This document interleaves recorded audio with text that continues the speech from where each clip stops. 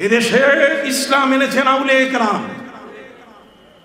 চট্টগ্রামের 12 আউলিয়া, সিলেটের 360 আউলিয়া, হযরতে কারামত আরিজনপুরি, গাজী বালাকোট হযরতে নূর মোহাম্মদ নিজামপুরি, রসুল্লাহ হযরতে সুফি ফতে আলী ওয়াইসি রহমতুল্লাহ আলাইহি, হযরতে শাহ সুফি নিসারউদ্দিন আহমদ সরসিনা, আবু বকর সিদ্দিকী ফুরফুরবি, আর সেই সময়ের মহান ব্যক্তি আল্লামা রুহুল আমিন বসিরহাটি, যিনি এই বাংলাদেশ, আসাম, ভারতের মধ্যে হানাফি মাযহাবকে প্রতিষ্ঠা করেছেন। হানাফি মাযহাবের প্রতিষ্ঠাতা আল্লামা রুহুল আমিন বসিরহাটি রহমতুল্লাহ আলাইহি। কথা কি বুঝতে পারছেন? এই জন্যই সম্মানিত সুধী, এই কলমের ক্যান্সারটাকে দূর করতে হবে। রাজি আছেন? সম্মানিত সুধী, এই কলবটা কখনো মুতাকাব্বির হয়, এটা তাকাব্বুরি আসে, যে অহংকার মানে না, গো ধরে ঘাটতেরা হয়। কথা বুঝেন নাই? আমার আল্লাহ বলেন পবিত্র কোরআন মজিদে, কাযালিকা ইয়াতবাউল্লাহু আলা কলবিন মুতাকাব্বিরিন জাব্বার। এই কলবটা কখনো মুতাকাব্বির হয়, এটা জাব্বার হয়, এটা কথা শুনে না। আমরা দোয়ায় পড়লাম ওয়ারজুকনা শাফাআতাহু ইয়াউমাল কিয়ামা, এটা তুলে দেওয়া হয়েছিল বাংলাদেশের টেলিভিশন রেডিও থেকে তুলে দেওয়া হয়েছে। আমি গভর্নর হওয়ার পরে আমি আবার এটা যোগ করে দিয়েছি। আজ আপনারা দেখবেন সেখানে ওয়ারজুকনা শাফাআতাহু ইয়াউমাল কিয়ামা। এই যে শাফাআত নবী করতে পারেন, এটা মেনে নিতে চায় না। এই জন্যই পবিত্র কোরআন মজিদে আল্লাহ বলছেন, فَالَّذِينَ لَا يُؤْمِنُونَ بِالْآخِرَةِ قُلُوبُهُمْ مُنْكِرَةٌ وَهُمْ مُسْتَكْبِرُونَ। এই কলবটা এটা মুনকির হয়, কি হয়? এটা মেনে নিতে চায় না। এই জন্য এটা সোজা করা দরকার। জন্মে এটা কি করা দরকার? এটা সোজা করলে ঢাকা মেডিকেল হাসপাতালে সোজা হবে না, এটা পিজিতে সোজা হবে না, এটা অ্যাপোলোতে সোজা হবে না, এটা হবে এই পীর মুর্শিদের দরবারে যাইয়া। ভাইরা আমার, মানুষের এই কলবটা কখনো কখনো গাফেল হয়ে যায়, অমনোযোগী হয়ে যায়। জিকির আজকার, তাসবিহ তাহলিল, আল্লাহকে যে ডাকতে হয়, এই ডাকার ভাষা পর্যন্ত সে শিখতে চায় না।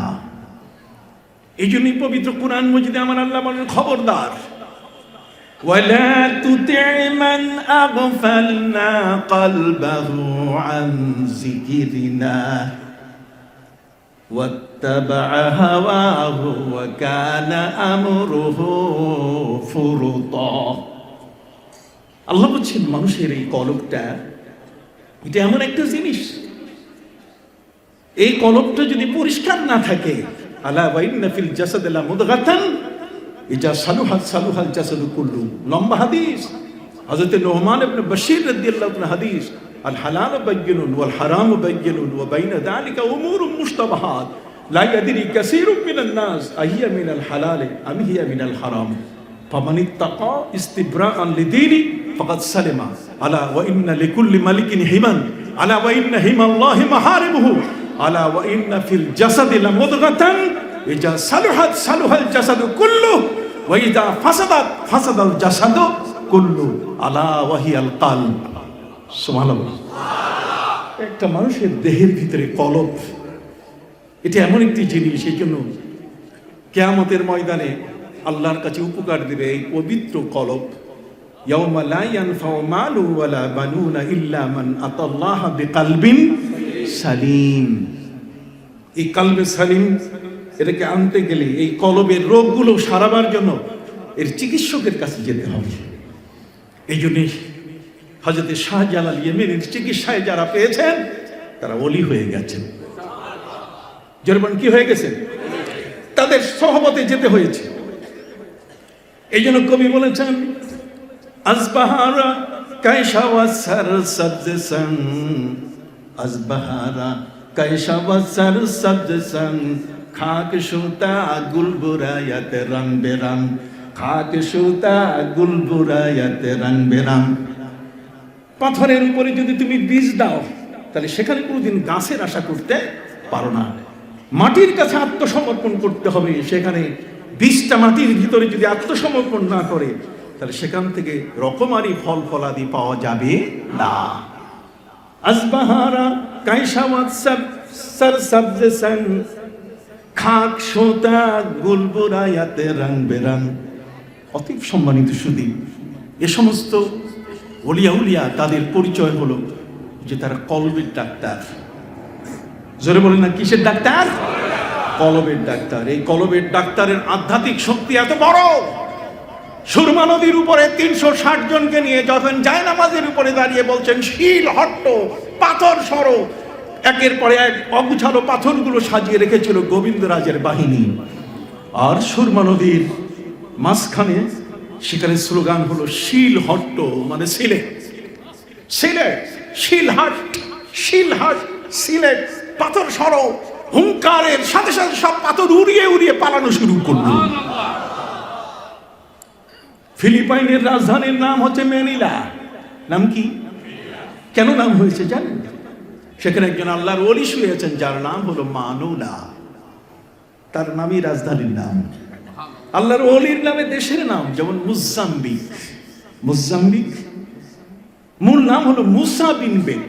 এই মুসা বিন বেক অধিক উচ্চারণের কারণে এটা হয়ে গেছে কি মুজাম্বিক। মুসা বিন বেক তিনি একজন মহান ওলি ছিলেন।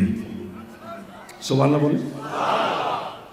এই ধরনের হাজার প্রমাণ আমি আপনাকে দিতে পারবো, আপনারা বুঝতেই পারতেছেন। সম্মানিত সুধী, আল্লাহর এই বান্দাদের ক্ষমতা কত বড়। সহিহ মুসলিমের হাদিসের মধ্যে এসেছে, আমার নবীজি বলেন ওয়া ইন্না মিন ইবাদিল্লাহি মান, আল্লাহর এই জমিনের মধ্যে এমন একদল ব্যক্তি আছেন আল্লাহর কাছে যা চাইবেন লাউ সাআলাহু লা বাররা, সাথে সাথে আল্লাহ কবুল করে নেবেন। যা বলবেন তাই কি কবুল হয়ে যাবে। কথা বুঝতে পারছেন? এই জন্য বাবা, এ সকল দরবার এটা আমাদের জীবনের প্রয়োজন, আমাদের প্রয়োজন, আমাদের প্রয়োজনে এ সকল মহান ওলিদের দরবারে আমাদেরকে যেতে হবে। রাজি আছেন? জোরে বলেন, রাজি আছেন? আজ যারা বলেন যে সুরমা নদীর পানির উপরে কি করে জায়নামাজ বিছিয়ে যেতে পারে, তাদের প্রশ্ন তো এটাও যে শাহ সুলতান মাহমুদ বলখি রহমতুল্লাহ আলাইহি ইরানের বলখ থেকে মাছের পিঠে মাহি সওয়ার, মাছের পিঠে সওয়ার হয়ে দেশে এসেছেন। কি বলেন, ঠিক কিনা? আজ এই ইতিহাস তারা ভুলে গেছে। কথা বুঝতে পারছেন? এই জন্য এরশাদ সম্মেলন যুগের দাবি। কথা বলেন, এরশাদ সম্মেলন যুগের কি?